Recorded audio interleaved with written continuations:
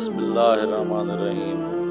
السلام علیکم ناظرین، جیسا کہ ہم پچھلی ویڈیو میں بیان کر چکے ہیں کہ اللہ تعالیٰ نے سب سے پہلے جو چیز پیدا فرمائی وہ قلم ہے۔ پھر اس نے اللہ تعالیٰ کے حکم سے آنے والے تمام واقعات کو لکھا، اور پھر وہ کتاب 1000 سال تک اللہ تعالیٰ کی حمد و ثنا بیان کرتی رہی، اور اس دوران اللہ تعالیٰ نے کوئی دوسری چیز پیدا نہیں کی، یعنی قلم اور دوسری مخلوق کی تخلیق کے درمیان 1000 سال کا فاصلہ ہے۔ پھر جب اللہ تعالیٰ نے آسمان اور زمین کی تخلیق کا فیصلہ فرمایا تو انہیں 6 دن میں پیدا فرمایا، اور ہر دن کا الگ الگ نام تجویز کیا۔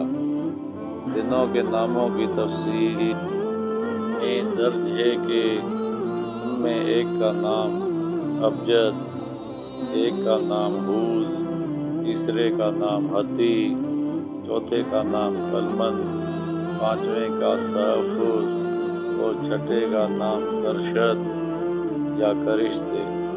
اس سلسلے میں چند علماء کا خیال ہے کہ اللہ تعالیٰ نے جب پہلے دن کو تخلیق فرمایا تو اس کا نام الاحد رکھا، پھر دوسرے دن کو پیدا فرمایا اور اس کا نام اثنین رکھا، پھر تیسرے دن کو پیدا فرمایا اور اس کا نام الثلاثہ رکھا، پھر چوتھے دن کو پیدا فرمایا اور اس کا نام الاربعہ رکھا، پھر پانچویں دن کو پیدا فرمایا اور اس کا نام خمیس رکھا۔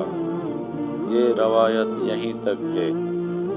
بعض علماء کا خیال ہے کہ دونوں ناموں کے سلسلے میں کوئی تضاد نہیں، کیونکہ اہل عرب جن ایام کا نام الاحد، الاثنین، الثلاثہ، الاربعہ اور خمیس رکھتے ہیں، ممکن ہے کہ دیگر عرب انہیں ابجد، ہوز، حتی، کلمن، سحفظ اور کرشد یا کرش لکھتے ہوں۔